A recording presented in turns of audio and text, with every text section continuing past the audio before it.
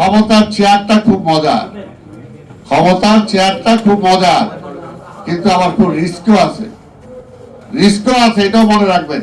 শেখ হাসিনা ক্ষমতার চেয়ারে বসার পরে সে হিতাহিত জ্ঞান হারিয়ে ফেলেছিল, মনে করেছিল সেই 41, 42, 50 সাল পর্যন্ত ক্ষমতায় থাকবে।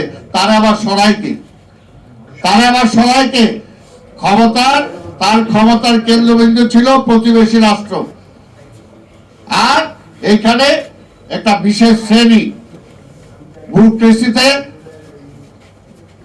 আমলাদের মধ্যে আবার রাজনীতিবিদদের মধ্যে কিছু কিছু জায়গায় বিশেষ শ্রেণীতে সৃষ্টি করেছিলেন, মনে করছিলেন এদের উপর নির্ভর করে ক্ষমতায় থাকবেন।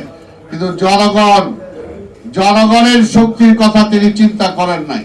কিন্তু একটা কথা পরিষ্কার যেটা সত্য, দুইটা শক্তির বিরুদ্ধে যুদ্ধ করে জয়লাভ করা যায় না। একটা হলো জনতার শক্তি, আর একটা হলো প্রকৃতির বিপক্ষে দাঁড়িয়ে। ঝড় যখন আসে তখন মসজিদও দেখে না, মন্দিরও দেখে না, তখন কিন্তু সব উড়ায় নিয়ে যায়। ঠিক তেমনি জনতার শক্তি আপনারা দেখেছেন যে কিভাবে গণভবনের ইট ভেঙে নিয়ে গেছে, শেখ হাসিনার খাট ভেঙে নিয়ে গেছে, শেখ হাসিনার শাড়ি কিভাবে নিয়ে গেছে। এটা আক্রোশ যে গণভবনে বসে জনগণের উপর অত্যাচার চালিয়েছেন, ওগুলো মনে করছে এটা একটা প্রতীক। এই যে ফ্যাসিস্ট, সেই ফ্যাসিস্টের অঙ্গ হানি করে আমি নিয়ে গেলাম, সেটার উপর একটা থুতু মারলাম, সেটার উপর একটা ঢিল মারলাম, এটা হলো তার প্রতিবাদ। সেই কারণে এই দুইটা শক্তির বিরুদ্ধে কেউ কোনোদিন জয়লাভ করতে পারে নাই।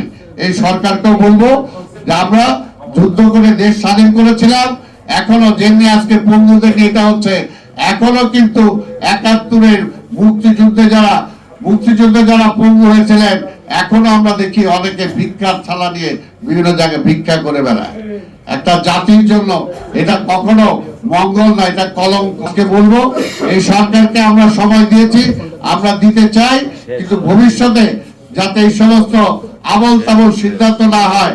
যে কোনো সিদ্ধান্তের ব্যাপারে আন্দোলনকারী প্রতিটা রাজনৈতিক দলের সাথে আলোচনা করেই যাতে রাষ্ট্র কিভাবে পরিচালনা হবে, সরকার কিভাবে পরিচালনা হবে, কোন সিদ্ধান্তটা আগে দরকার, কোন সিদ্ধান্তটা পরে দরকার, অবশ্যই যাতে রাজনৈতিক দলগুলোর সাথে আলোচনা করেই নেওয়া হয়।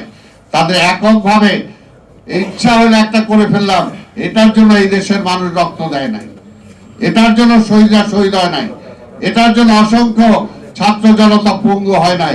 এই বিষয়টা তাদেরকে মনে রাখতে হবে।